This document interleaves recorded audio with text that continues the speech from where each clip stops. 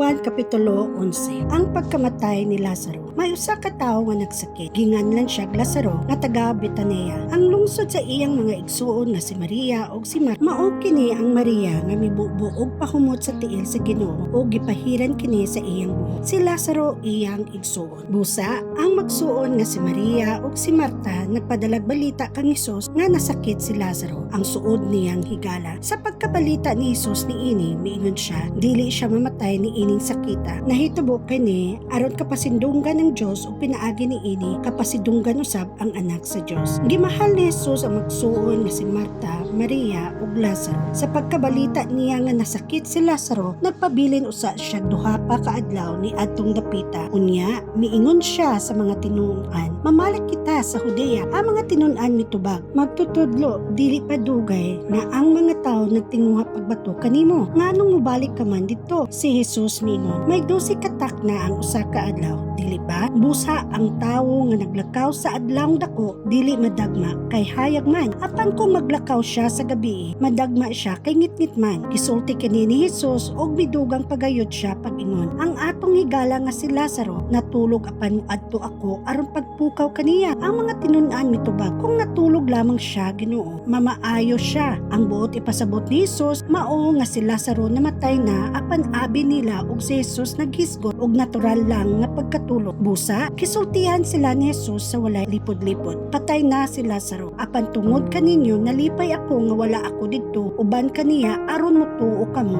adtuan ta siya. Si Tomas nga ginganlang ang kaluha miingon sa iyang isig katinun-an, manguyo kitang tanan sa magtutulo aron muhatag usab sa atong kinabuhi uban kaniya. Si Hesus mao ang pagkabanaw ug ang kinabuhi. Sa pagabot ni Hesus, nasayran niya nga si Lazaro upat na kaadlaw didto sa sulod sa lubnganan. Ang Betania mga 3 ka kilometro lamang gikan sa Jerusalem. Ug daghan nga mga Hudyo nga miduaw kang Marta ug kang Maria aron pagduyog sa ilang kaguol tungod sa kamatayon sa ilang igsuon. Sa pagkabalita ni Marta nga miabot si Hesus, migula siya aron sa pagsugat kaniya apan si Maria nagpabilin sa balay. Si Marta miingon kang Hesus, kung dinhi ka pa lamang Ginoo, dili unta mamatay ang akong igsuon. Hinuon nasayod ako nga bisan karon muhatag ang Dios kanimo bisag unsay imong pangayoon. Si Hesus miingon kaniya, mabanhaw ang imong igsuon. Siya mitubag, nahibalo ako nga mabanhaw siya sa katapusang adlaw. Og si Hesus miingon kaniya, ko mao ang pagkabanhaw ug ang kinabuhi. Ang nagtuo kanako bisan tuod mamatay, mabuhi. Ug ang tanan nga buhi ug mutuo kanako dili gayud mamatay. Tuo ka ba niini? Ug siya mitubag,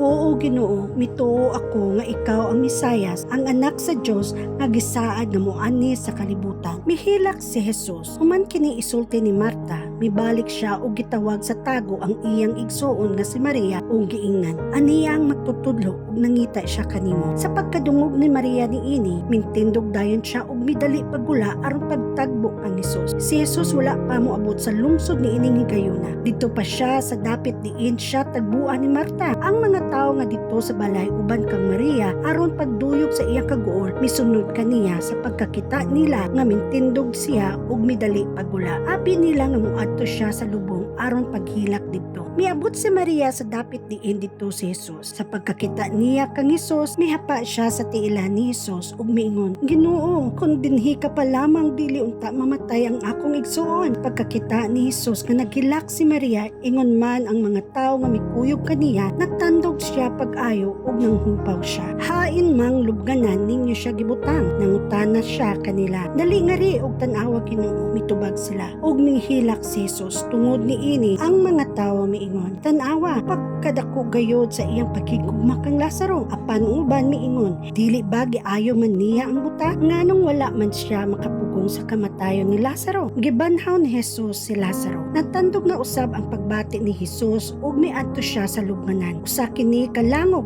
ug ang pultahan niini gialihag bato. Kuhaa ninyo ang bato, misugo si Hesus. Si Marta ang igsuon sa matay miingon, Ginoo, baho na siya karon kay upat naman siya kaadlaw sulod sa lubnganan. Si Hesus miingon kaniya, wala ko ba ikaw sultihi? Kung mutuo ka makita mo ang himaya sa Dios ug ilang gikuha ang bato. Unya mihangad si Hesus ug miingon, Amahan, nagpasalamat ako kanimo nga mamati ka kanak. Nasayod ako nga kanunay ka mang mamati kanako. Panagsulti ako niini tungod ni ining mga tawo nga ania dinhi aron sila motuo nga ikaw mao nagpadala ka na ug human niini isulti kini misinggit siya. Lazaro, gula nga ri og migula ang namatay nga binugkusan og mga bindiha ang iyang mga kamot ug tiil ug ang iyang nawong pinutos og panapton. Badbari ninyo siya og palakta giingnan sila ni Jesus. Ang laraw batok kang Jesus. Daghan sa mga tawo nga miduaw kang Maria ug nakakita sa gibuhat ni Jesus ang mituo kaniya. Panunguban kanila miadto sa mga Pariseo ug misugilon sa gibuhat ni Jesus. Musa ang mga Pariseo ug mga kadagkuan sa mga pari mitawag og tigom sa labang hukmanan